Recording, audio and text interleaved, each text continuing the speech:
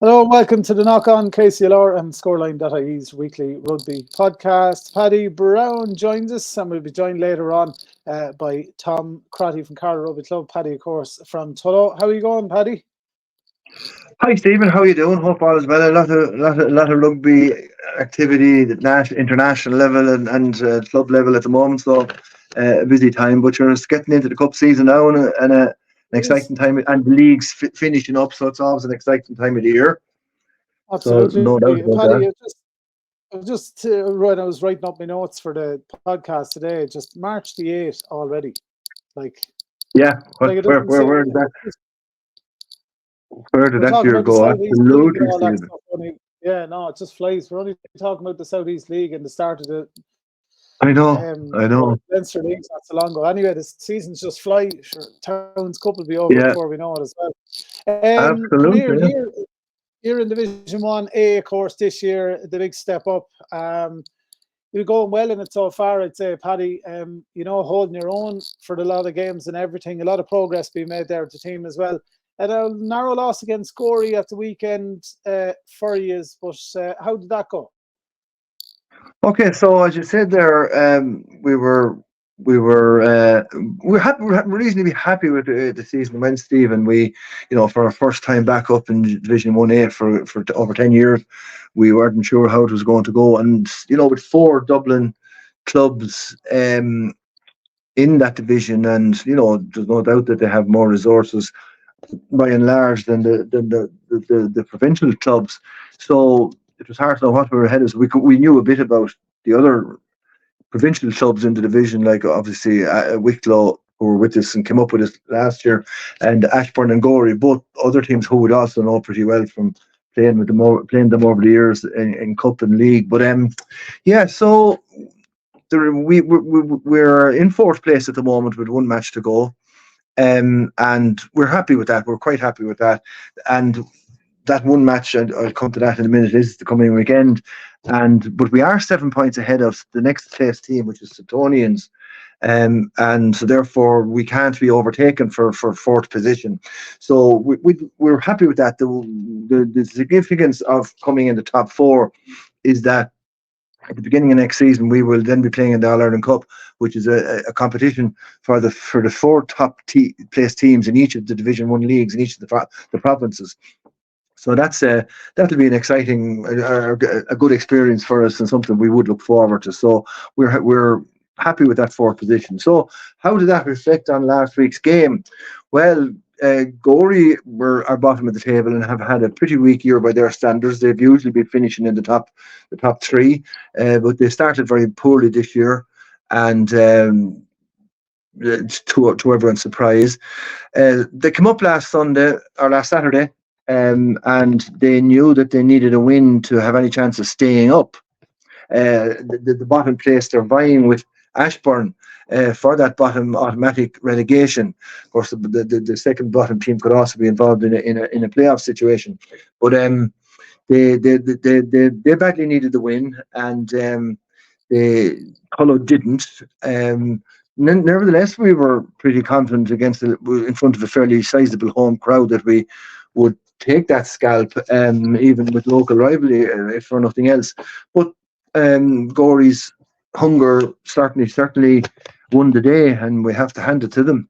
The final score was 31-27, so we got a bonus point out of it. But like we needed a try in the last minute to get that.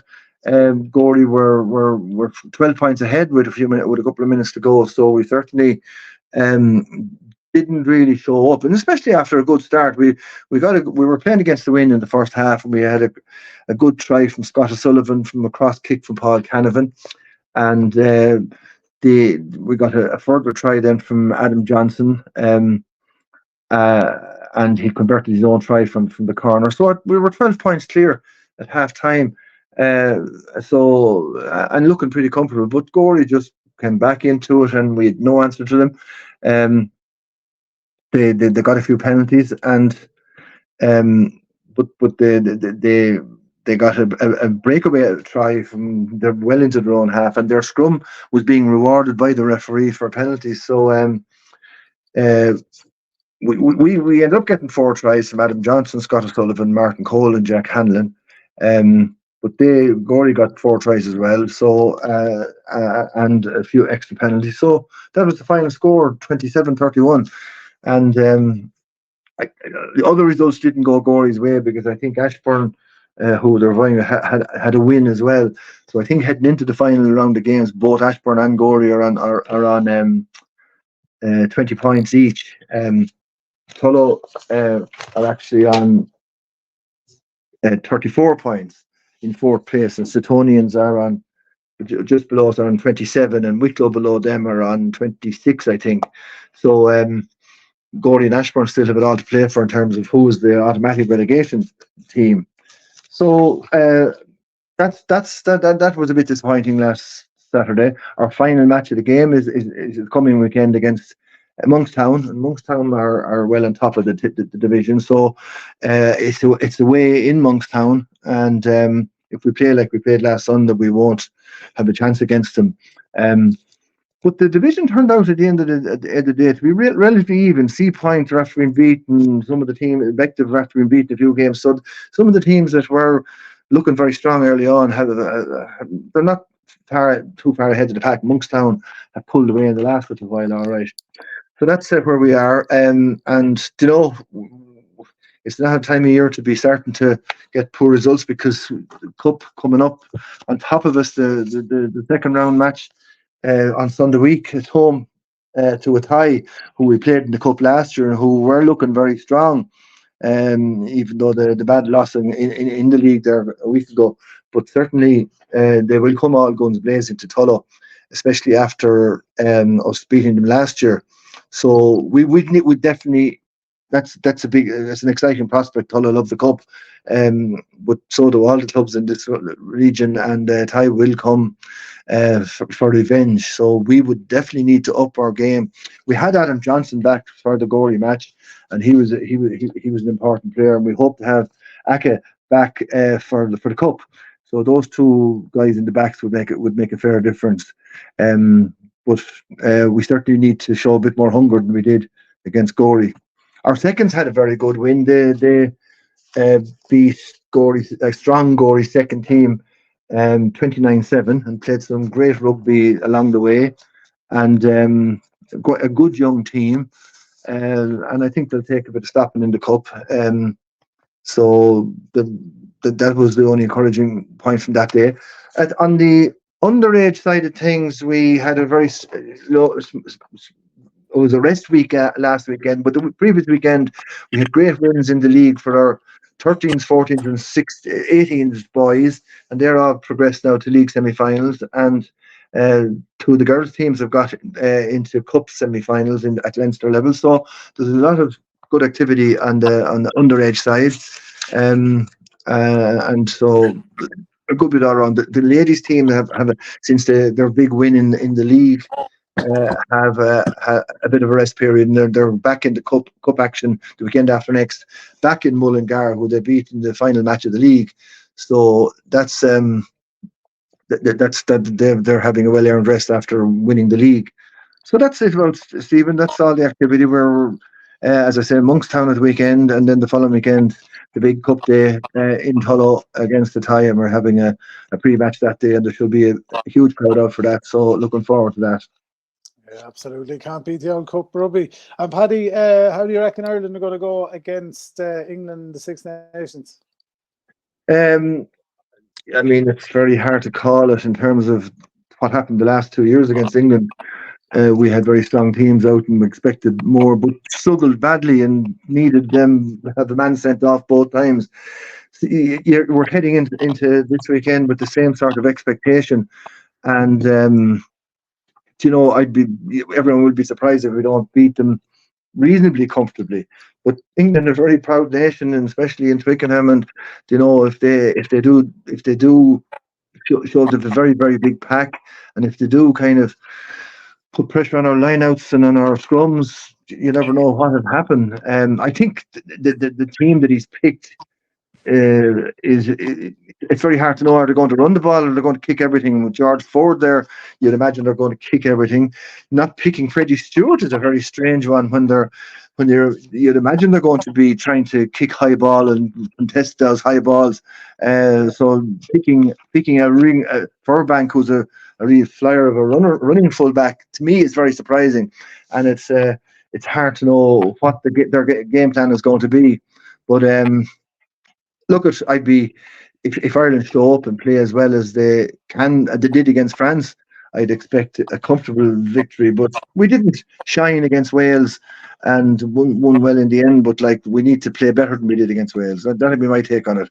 And tonight, of course, the 18s or the 20s are really up against it. England would seem to be the strongest team in that section, and hopefully the 20s can do it. But they're after scraping through a couple of games, and they'll need Lady Luck on their side again, and also to play their very best rugby. Yeah, no, absolutely. And the best of luck to them all, and lots of rugby to look forward to this weekend. Tom Cruddy's after joining us. For those of us that are listening and not watching, they can't see him on the telly. Tom, how's it going? Not too bad, Stephen. How are you? Sure, not too bad at all. James Blanchfield is not on. Hi. Hiya, Paddy. Hi, Tom. How you doing? Well, I'd be better if I wasn't waiting for a train that hasn't come in yet. So this is why hence been in the car. But sure, we'll work away. All right. Okay. Good stuff. Yeah, they'll knock on his mobile. I've done it from my car as well. I think a few of us have. I think we've all done it from a car at this stage. I've certainly done it a number of occasions, yeah. And from France and everywhere, Paddy. Yeah, so please excuse me if the door opens at some stage of the car when you arrive. But anyway, we'll you might have a helper for the job, Tom. Geez, yeah, no, that's it. Tom, I was going to say to you, yeah, James Blanchfield isn't on the podcast this week, but probably for the better, I suppose. Tom, you got the bragging rights last week, 23 points to 7 win over Kilkenny. Impressive win, was told by all accounts from yourselves, and it puts you in a very, very strong position in the league. Yeah, we were. I suppose we were very nervous last weekend. It was one of those kind of. We had a job to do because our goal from the start, because Athy had been ahead of us, we had a couple of slip-ups during the season and they got a couple of points ahead. So our goal was to make the playoff, and we had to beat Kilkenny to guarantee that. So it was an edgy feel to the day, and we knew that Kilkenny had come out strong. I know they have a couple of changes. They had forced made, and Wes Carter was playing out at 10. I have to say Wes did a very good job at 10. In fairness to him, there's not too many second row back rows can step into 10 other than Sean O'Brien and do very well.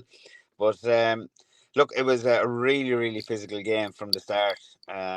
Kilkenny, very, very direct, very, very direct runners, and we had to deal with that, you know. And I think the difference between two sides at the end of the day really was kicking. If they had got their kicks, the game would have been a hell of a lot closer, and we felt we probably would have got the win, but Kilkenny just didn't have a kicker, and they missed two penalties, one, and both of them were nearly in front of the post. So it was kind of squeaky bum time. But look, our defence was superb. I have to say, I have to compliment the defence. Was absolutely excellent. We spent a lot of time, especially the first period of the second half, on our own line, and Kilkenny had a number of line outs, which they're normally they're very, very dangerous with their maul, but we seem to deal with it well. And Richie kicked us out of bother a lot of times. You know, his boot has become very important to us this year. You know, just to clear the lines and give us a bit of breathing space. The game itself, as I said, was really, really physical. Our line-out wasn't really firing kind of in the first half, but they got that sorted out in the second half. Young Joel Browne and Wes Shirley, both of them started to receive good ball and get clear back to the back. So Who did the job in the end? We got 3 tries in the game. We didn't get the bonus point, but we never really expected ever to get a bonus point against Kilkenny. But look, a number of players kind of stood up to the mark, and defensively and in attack, our centres again, Ian Atkinson and Dave McDermott were excellent both in attack and defence. So we were we were delighted to get over the line, because, as I said, like, it was just one of those games. It was hard hitting. It's a local derby. No love lost on the pitch, even though we all got on really well outside of it. But we were delighted to get over the line, and then to find out after the game that Athy had slipped up against De La Salle, and we had said that there was a win in De La Salle. They're not, they're at the bottom of the table fighting against the relegation playoff, and they're not that side. When they're up in De La Salle, we played, and we were lucky to get out with the win up there, and maybe I kind of took them a little bit for granted. I don't know what happened, but De La Salle did us a favour beating them, so it put us 2 points. It has put us 2 points ahead on the league, going into Cill Dara at the weekend. And look, a win in Cill Dara will do it, to bring the league home. But as I said, like, our goal from the last couple of weeks is really to make the playoff, and that was the number one goal, and anything after that is a bonus. So we're heading to Kildare on Sunday. Kildare, with the greatest respect in the world for them, because they're a very, very hard side to beat, especially up there. Kildare is kind of, as Paddy knows, it's a bit like the Black Gates. It's a tough place to go and get a win. It's a crowd are fiery, and they have a strong pack. We're looking they beat us in Carlow, so we won't be taking anything for granted on Sunday. We've been training hard. We have a good numbers of training and working well. Just nothing has really changed over the last week. We're just trying to maybe polish up things a little bit, but we can do no more than go to Kildare and try and play our best. If we play our best, we've a good chance as any of winning, and it'll be fantastic for the players. They deserve it, and the coaches. Dave and Joe put in phenomenal work this year. Bringing it on from our last coaches, Corey and Jeff. Like, they introduce skills, and we can see the difference that over the last couple of years that everyone is, the coaches have made to the players. And look, we will definitely be wary going up, but we're just focused on trying to play our game. And if we can play our game and play it well, as I said, like, we've a good a chance as any of taking Kildare in Kildare. Tom, just a comment there, Tom, before you go into the seconds there.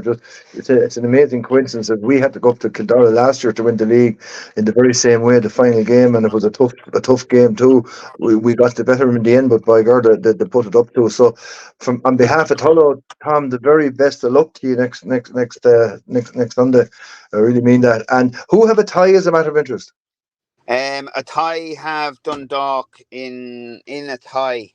Dundalk, like, another team that are fighting there's two teams fighting for the relegation playoff. That's De La Salle and Dundalk, and either of those, I think they're on the same points, but so either of those can either stay up or go into a playoff. So that Dundalk will come down firing into a tie, because De La Salle have to go to Boyne, so, like, neither team have easy games to finish with, that.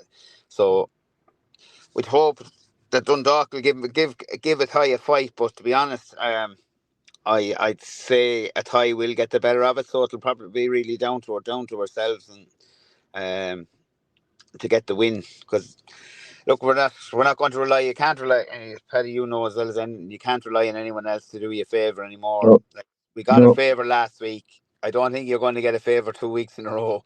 So we just have to go and put the hammer down and try and win this game. It's important for the club, and And we'd like to get back up with our old friends Tullow again. We missed you this year. Well, I think the bar missed you this we year. missed the Well, in carpet fairness, diem. well, We in missed the fairness, I'd say the bar didn't miss us The because bar missed you. an awful lot of Tullow lads came over for our town's cup game and put a lot of money behind the bar. So I have to thank them for that. But our bar taking was definitely down on one game. So hopefully Yeah. I know. we'll I be mean, back again next Tom, as year. I always said for the last few years when we were in the same division, it made all the difference to our season. Anyway, and I'd say to yours as well. In terms, things really got going as soon as there was a Carlow match coming up next week. And the Carpe Diem Cup was a great sort of development too, because John Colgan has a pub in both towns, and the Carpe Diem Cup then was a great addition to the calendar. Absolutely. So hopefully, Raising the anyway. bar and raising the numbers, the money in the bar as well. That's Well, right. that's it. Now I better mention our seconds had the seconds had a very good win against Kilkenny seconds. They played extremely well with some lovely rugby in the early stages of the first half. Then Kilkenny got back into it. But look, the lads won well. It was great to see some of the younger players coming in. We had one of our 18s, young Broderick, playing at 10, and another 18 playing at hooker, and we had an under 18 on the bench who was playing with Kilkenny College, but as Kilkenny College finished, so Adam Watchorn came along and sat on the bench. So look, it was great to see. It's great to see young lads coming up and getting a run and playing really, really well. So.